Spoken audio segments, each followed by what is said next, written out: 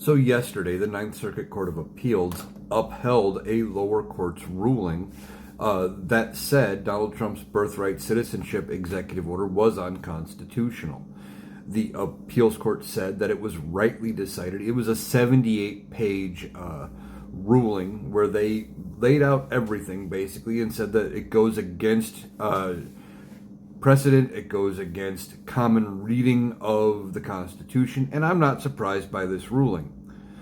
Donald Trump is trying to, by executive order, change the meaning of the terms in the Constitution, specifically the 14th Amendment, that says every person born in the United States is a citizen of the United States and a resident of the state in which they reside.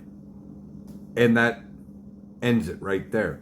But Donald Trump wants to say that, well, that's not what it was intended for. It was only meant to ensure that the children of slaves were the ones that got citizenship, and it shouldn't apply to anybody who just shows up and has a child here.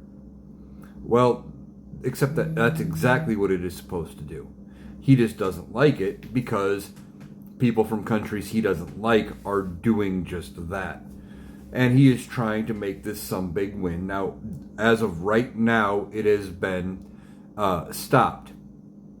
First, it was stopped at the lower court level, where they had put a preliminary injunction against it. That went to the Supreme Court. Supreme Court said, wait a minute, you can't do that with nationwide injunctions on just one person's case. So now they granted a class action. And that class action case, they finally decided that, and that was ruled to be unconstitutional, that this executive order was unconstitutional. Now the appeals court has agreed with the lower court.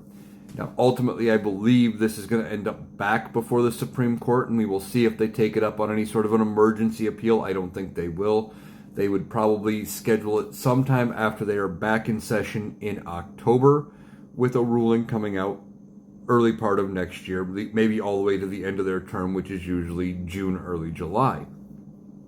Supreme Court's going to look at this, and I don't think even this Supreme Court, with as corrupt as they are, would rule against birthright citizenship.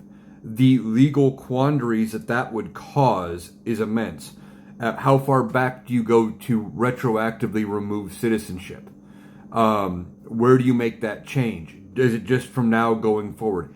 It becomes a big giant mess if they decide that Donald Trump is right. I don't think they will.